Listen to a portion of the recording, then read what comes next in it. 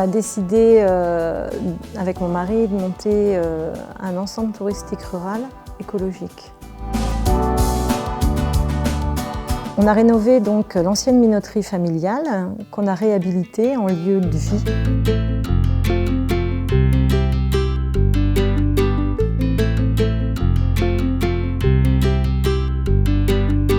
Donc on a d'abord débarrassé le lieu de tous les matériaux qui n'étaient pas bons à notre sens. Donc on a gardé en fait que les murs.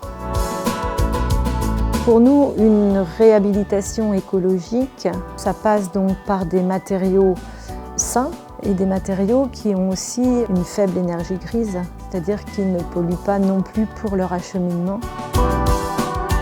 Donc les enduits sont des enduits à la chaux ou à la chaux et au chanvre lorsqu'ils ont besoin d'être isolants. On a aussi des enduits en pâte à papier dans certains endroits. Tous les bois sont des bois de pays, donc autant pour les menuiseries que pour les bardages. Le bardage est en mélèze.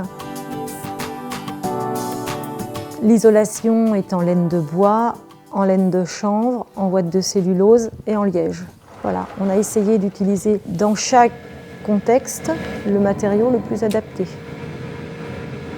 On a donc installé une chaudière à bois déchiqueté pour le chauffage de l'ensemble de la structure et la production d'eau chaude sanitaire. Au niveau de l'eau, on a un puits qui est très intéressant en matière de production, qu'on évalue à 50 litres par jour par personne. Ce qui, dans un établissement comme le nôtre, qui a une capacité de 25 à 30 personnes, est considérable.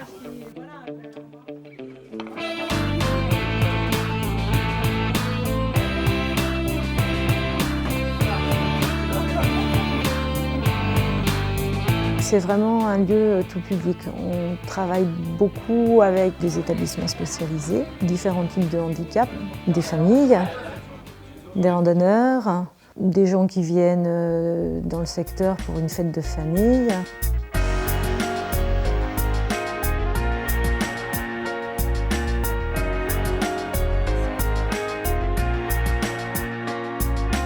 Alors, au niveau des activités, on développe la randonnée avec les ânes. On développe également des ateliers d'expression créatrice écologique, où là, les gens peuvent venir apprendre à fabriquer eux-mêmes des peintures, des éléments de décoration, enfin voilà, beaucoup de recyclage et de récupération.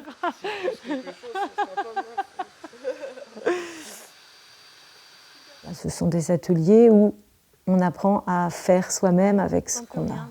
D'une pièce à l'autre, on n'entend plus rien.